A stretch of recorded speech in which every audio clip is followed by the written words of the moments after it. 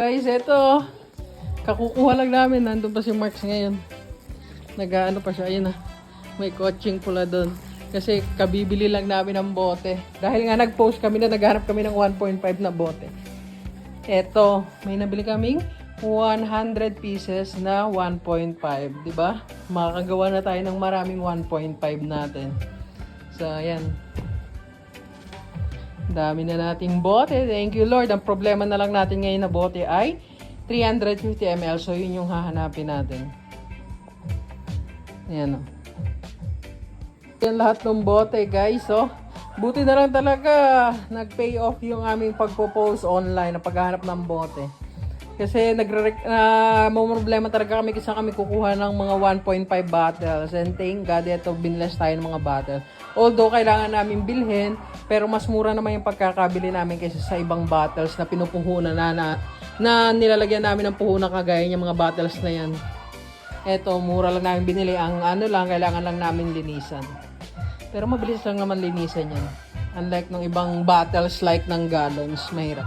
So, mamaya na namin asikasin niya kasi marami pa kaming gagawin. So, guys, eto na, inaasikaso na namin yung mga bote. After namin mag-lunch, eto lang ginagawa namin ngayon. Tinatanggalan na namin ng mga sticker. Nililinisan na namin. And, wala pa kasing tubig as of the moment. Hindi ko alam kung bakit walang tubig sa water provider namin. Pero wala namang advisory na mawawalan kami ng tubig ngayon. Pero wala kaming tubig as of the moment. Kaya ngayon, ang gagawin na lang muna namin, tatanggalin namin ng sticker. Pero kung malilinisan yung loob and labas, hindi pa namin sure kung kailan. Kasi nga, as of the moment, wala pang tubig. Pero yan, tanggalin muna namin yung mga sticker nito. Supposed to be dapat 100 pieces to. So, titingnan natin kung ilang pieces to. Hindi pa rin kasi namin nabilang. Kanina, nung dineliver to, hinuho na lang kasi namin talaga or nilagay na lang namin agad dito. Kasi medyo nagmamadali rin kami. Then, nagmamadali rin yung nag-deliver sa amin ito. So, kaya wala na kaming chance magbilang kanina. Kaya ngayon, bibilangin namin habang nililinisan namin. Guys, tapos na namin alisan lahat ng sticker. And ayun na sila lahat. Ayan. And naka 101 nga tayo. May sobra pang isang peraso. Ayan. So, titignan namin kung may tubig na para malinisan namin yan.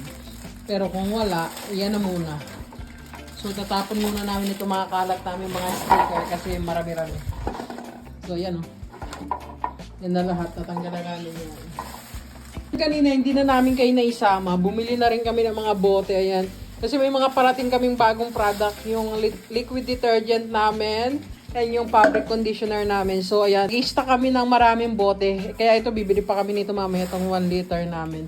Habang may nakikita pa kaming mura na pagbibilihan or kaaya-aya yung price para sa amin. So, ayan. Hindi na namin kayo nasama kanina kasi time is of the essence.